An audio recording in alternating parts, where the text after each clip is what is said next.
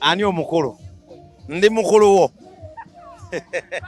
Waki mwegaana obukulu? Lwaki abakulu babeera Mengo. Nze Aziz Azion. Obuzibu obujjeewo. Kumpita mukulu wa kika kyo. Otambula nakiso emyaka ng'ogitemaatema. Yeah. Mukulu Aziz. Aziz Azion. Aziz Azion. Wanje mukwano. Gambo. Nsigamba oli otya? Onyumye nnyo olwaleero. Sinyumye lwaleero. Okunyuma kwennyuma kubanga eyo necha yange. Mze yakwatanga togirabe iyo. Aha. Kato wagijjeewa. Eyavudde America. America. Ate akasaati. Akasaati kavudde UK. Obugalubindi. Bavudde Italy. Obuguza sente mme. Sijja kuzoogera, bwe nazoogera abantu bajja kunyiga. Bajja afuna obujja. Okikola otya okubanga oyambadde ebintu bya ppinki? Kwefaako nakwemanya nti bw'obeera nga gwe yingini gw'olina osooka okwefaako okwetereeza n'obeera steady. Amazima onyirira nnyo wafuna omubeera. Nkyanoonya era kirungi ngenda twala ggwe. Ekyo oyogedde kyaki bajja kugobera bwerere. Nkantwale ggwe. Owaaye, music sofa atambula. Music tatambula bubi sofa nina videos 3 empya. Nina Sirika Bweche, nina Meketa, n'oluyimba olupya olwa R&B baluyita oli omu. Yeah. Wazayo mweli style yaffe oba wagenze Sidda kwemu buli kimu nkigattagalize nkumenyedde buli emu ina genre ya njawulo.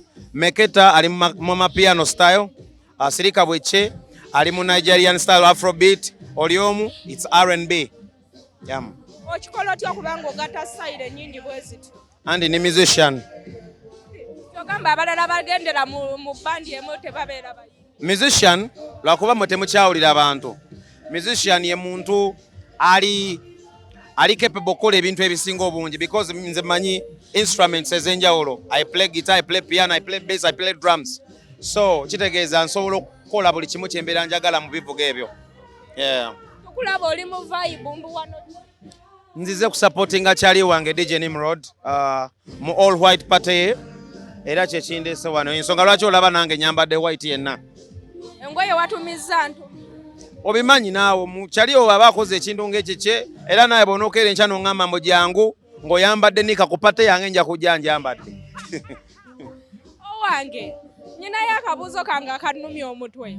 Kabuuzo ki? Kyandibadde kirungi maneja okweyagala n'omuyimbi. Kati engeri gy'okoze ekibuuzo ky'ombuuza njagala nze ombuuze ku byange. Ebitali byange tobimbuuzaako. Naye nedda ekyo just kibuuzo. Ekyo tokimbuuzaako. Omuntu oba mulinamu feeling nga muyimbi w'okola. Wuliriza mukwano, tusigale ku mulamwa gwa Aziz Azion.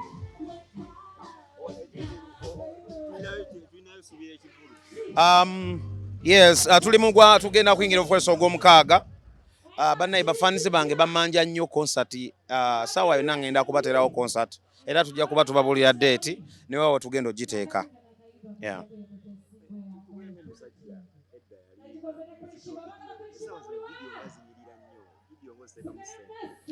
Of course kati naawe ekintu okiraba abantu bakuwa okulaba video za katimba k'ensiri. Video za katimba k'ensiri abantu bazikwasa kamera ez'essimu ezitali nnungi naye bw'oba oyagala video zo naye abantu balaba zirabeko olina oteekamu olina okukola video ennungi amaaso g'abantu oleme gatta.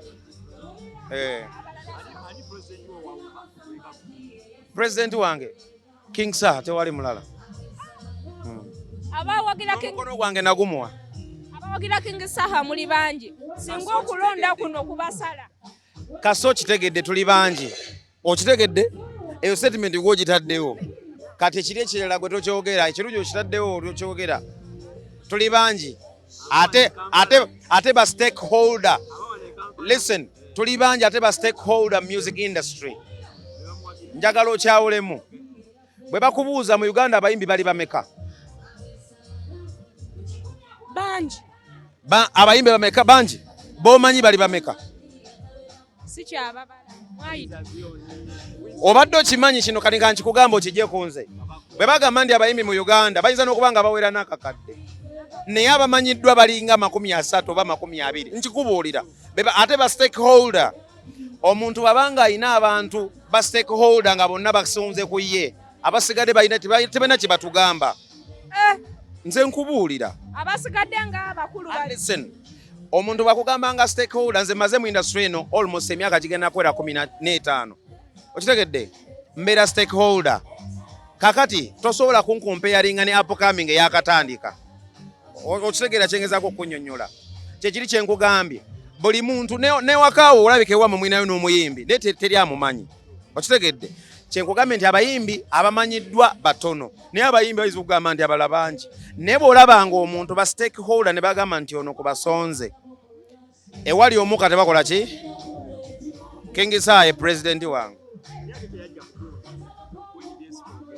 kati ebyo mujja gendayo gyali mumubuuze mumukoleko interview mujja gendayo gye mumubuuze nga bwe muze nange ne munkolako interview yange kati eyo mujja gendewo we obugambo bwo obusembayo eri abawagizi obugambo bwange busembayo eri abawagizi bange saala kubebaza sooka okubebaza okwagala music wange okuva le mwantegeera mpaka kati n'ekirala njagala obebaza okwagala music wa bannayuganda omulungi mwebale nnyo mwebale ddala mwebale nakulaba TV zaffe eŋŋanzi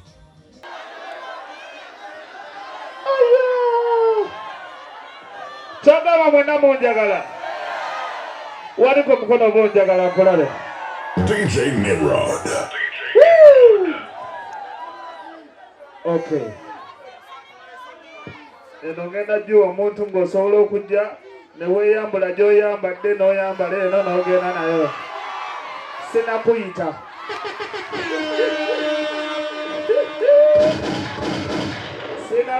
Sinakuyita.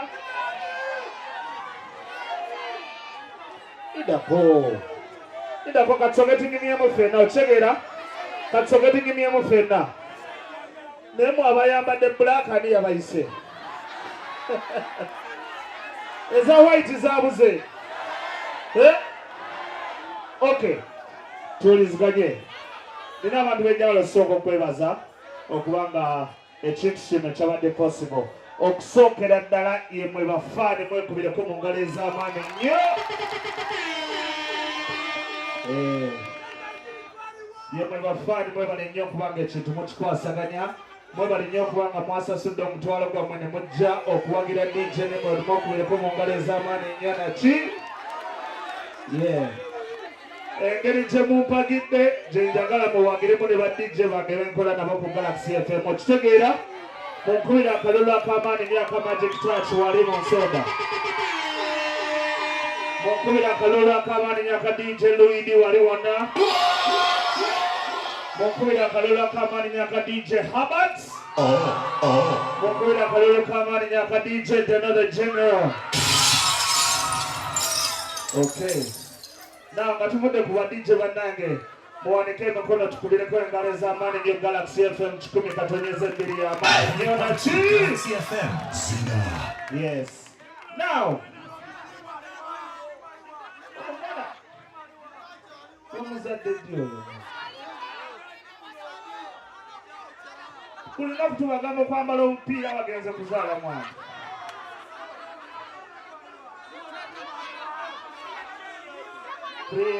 Primo mumubuuze Cindy Atlas Pharmacy Primo aliwa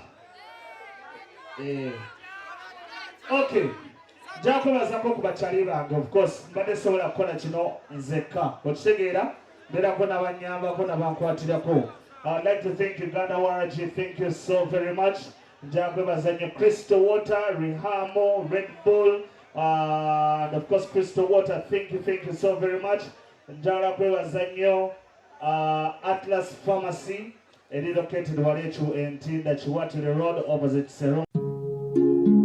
Oyagala omukolo gw'enjawulo gubeere n'ebijjukize mu nnyumba yo kankwanjulire Banking Montage Photo Studio fe bakafuluma okukuba ebifaananyi n'okukola video. Olina wedding, birthday party, kukyala, nika, baby shower, photoshoot oba music shoot na buli kimu kyonna ky'oyagala fe tusobola okuwa ebijjukize ebirungi eri ebirooto byo ate nno mwana wattu kusintiiza omuntu wa bulijjo. Tusange bannankulabe ku bitaala ku Prime Tower Level 3 Room D04 okumanya ebisingawo tukubire ku namba zino noti 7 noti 2 emu noti 4 emu 25 oba noti 755 7 7 oba noti 777 noti 23 4 noti 5. King Montage Photo Studio fe tusobola okuwa ebijjukize ebirungi ate nno mwana wattu kusintiiza omuntu wa bulijjo.